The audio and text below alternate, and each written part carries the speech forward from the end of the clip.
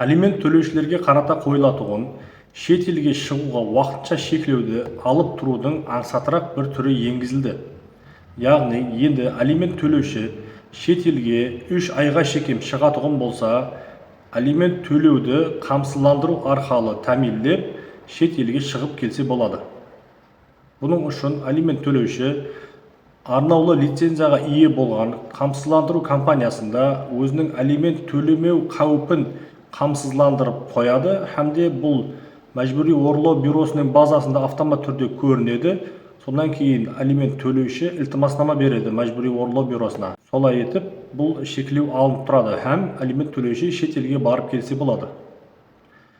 Бұл алдын тек қана алимент өндіруді тоқтату, ямаса алиментті толық алдынан, сондай-ақ алиментті ең кемі 5 жылдығын алдынан төлеу арқылы һәмде басқа да ұсулар менен әмелге асырылатұғын еді.